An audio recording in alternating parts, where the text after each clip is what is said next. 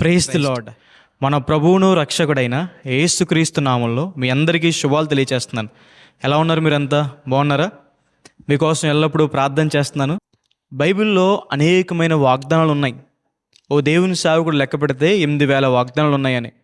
దేవుని వాగ్దానాలు అమూల్యమైనవి, అత్యధికమైనవి. దేవుడు ఎందుకు మనకు వాగ్దానాలు ఇచ్చారు? మనం దురాశ నుంచి తప్పించబడి దేవుని స్వభావంలో పాలువారు అవుతామని. దేవుడు తన వాగ్దానాలు మన పట్ల నెరవేరుస్తారు. ఈరోజు దేవుని వాగ్దానం ధ్యానం చేద్దాం. కీర్తనల గ్రంథము 34వ అధ్యాయము 10వ వచనము. సింహపు పిల్లలు లేమి గలవై ఆకలిగొనును, యెహోవాను ఆశ్రయించు వారికి ఏ మేలు కొదువై ఉండదు. హల్లెలూయా. అడవికి రాజు సింహం. సింహం పిల్లలు ఆకలిగా ఉంటాయని ఎవరు కూడా అనుకోరు. ఒకవేళ అవన్నీ ఆకలిగా ఉంటాయేమో కానీ దేవుడిని ఆశ్రయించిన వారికి ఏ మేలు కూడా కొదవ ఉండదని. దేవుడు ఏ కొదవ లేనివాడు.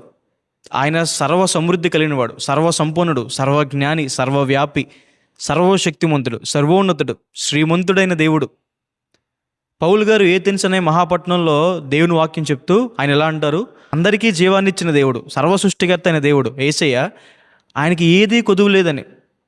దేవుడు ఏ కొదువ లేనివాడు కాబట్టే మనల్ని కూడా, ఆయన ఆశ్రయించిన వారిని కూడా సమృద్ధితో నింపుతాడని, ఏ కొదువ లేకుండా మంచి స్థితిలోకి దేవుడు మనల్ని తీసుకొస్తాడని. కొంతమంది సమాధానం కోసం, సంతోషం కోసం, సంపద కోసం ఈ లోకాన్ని ఆశ్రయిస్తూ ఉంటారు. అయితే దేవుని వాక్యం సెలవిస్తుంది, ఈ లోకం మనుషుల్ని ఖాళీ చేస్తుంది కానీ నింపదు.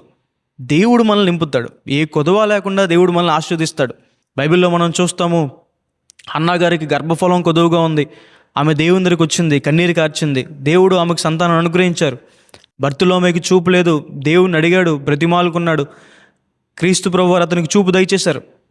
యాకోబుకి ఆశీర్వాదం కావాలి, సమాధానం కావాలి అని రాత్రంతా దేవుడిని అడిగాడు. దేవుడు అతనికి ఆశీర్వాదం దయచేశారు. మన జీవితంలో కూడా మనకి ఏది కొదువై ఉందో మనం దేవుడిని అడిగినప్పుడు, దేవుడిని ఆశ్రయించినప్పుడు ఏ కొదువ లేకుండా దేవుడు మనల్ని పోషిస్తాడని. బైబిల్లో మనం చూస్తాము, ఎలీషా గారి కాలంలో ఒక శిష్యుడు భార్య ఎలీషా గారి దగ్గరికి వస్తుంది. అయ్యా, నా పెనిమిడి చచ్చిపోయాడు, ఆయన భక్తి గల దైవజనుడు అని మీకు తెలుసు కదా, మా కుటుంబం అప్పుల పాలైపోయినప్పుడు మా ఇద్దరు పిల్లల్ని అప్పుల వారు వచ్చి దాసులుగా, బానిసలుగా తీసుకెళ్ళిపోతున్నారు అన్నప్పుడు ఎలీషా గారు ఆమె దగ్గర ఏముందని అడిగితే ఆమె దగ్గర కొంచెం నూనె ఉంది, ప్రవక్తల నూనె ఉంది, ప్రవక్తలు అభిషేకించే నూనె. ఆ నూనెని దేవుడు ఆశీర్వదించగా బైబిల్ సెలవిస్తుంది, ఆమె అప్పులన్నీ తీర్చుకుంది, జీవనాన్ని కూడా కొనసాగించింది అని. ఏలీ గారి జీవితంలో కూడా అంతే కదా. ఏలీ గారితో దేవుడు చెప్పారు, నువ్వు కేరీతు వాగు దగ్గర కూర్చోమని. ఆయన అక్కడ ఉన్నప్పుడు ఉదయము సాయంకాలము కాకులు ఆహారం తెచ్చేవి, మాంసాన్ని రొట్టెని తీసుకొచ్చేవి. సారేపతి విధవరాల దగ్గర కొంచెం పిండి, కొంచెం నూనె మాత్రమే ఉంది, అది తినేసి చనిపోదాం అనుకుంది ఆవిడ.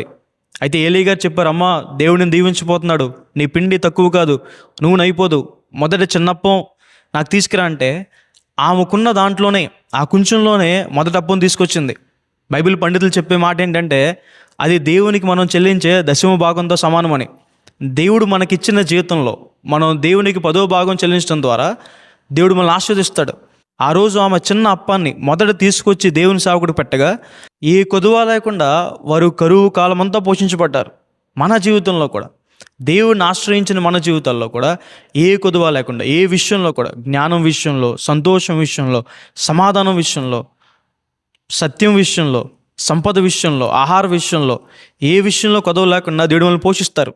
తప్పిపోయిన కుమారుడు ఉపమానంలో మనం చూస్తాము, తండ్రి ఇంటి నుంచి వెళ్ళి దుర్వ్యాపారం చేసి అంతా పోగొట్టేసుకున్న కుమారుడు పందులు తినే ఆహారం తినడానికి వెళ్ళాడు, కానీ అది కూడా దొరకలేదు. అయితే తనకు బుద్ధి వచ్చినప్పుడు గుర్తొచ్చిందంట, నా తండ్రి ఇంట ఆహారం సమృద్ధిగా ఉందని. మన తండ్రి దగ్గర, దేవుని దగ్గర మనకు ఆహారం సమృద్ధిగా దొరుకుతుంది. దేవుని వాక్యము అన్ని విషయాల్లో కూడా దేవుని దగ్గర మనకి సమృద్ధి దొరుకుతుంది అని. హల్లెలూయా. దేవుడిని ఆశ్రయించిన వారికి ఏ మేలు కూడా కొదవై ఉండదని. దేవునికి ఒకనొక పేరు యెహోవా ఈరే. అబ్రహాము గారు మొరియా పర్వతం మీద దేవునికి పెట్టిన పేరు అది. అంటే దేవుడు చూసుకున్నాడు. దా మాటకు అర్థము లార్డ్ విల్ ప్రొవైడ్. దేవుడు మనకు కావాల్సింది మనకు అనుగ్రహిస్తారని. అబ్రహాము గారు బలివ్వడానికి కావాల్సిన గొర్రెపిల్లను దేవుడు అక్కడ ప్రొవైడ్ చేశారు. మన జీవితంలో కూడా మనకు కావాల్సింది, ఏ సమయానికి కావాల్సింది ఆ సమయానికి దేవుడు మనకి ప్రొవైడ్ చేస్తారు అని ప్రార్థన చేసుకుందాం. సర్వశక్తిమంతుడా, జీవంగల దేవేశ ప్రభువా, ఈరోజు వాగ్దానం ద్వారా మాతో మాట్లాడినందుకు దేవా ప్రభువా మీకు వందనాలు. ప్రియులు ఎంతమంది అయితే ఈ వాగ్దానం వీక్షిస్తున్నారో వారి జీవితంలో మేలు చేయండి, మనకి కృప చూపించమని, మీ హస్తం వారికి తోడుగా ఉంచమని, అన్ని విషయాల్లో మీరు వారిని అభిషేకించమని యేసు నామమున అడిగి వేడుకుంటున్నాను తండ్రి, amen. God bless you. God bless you.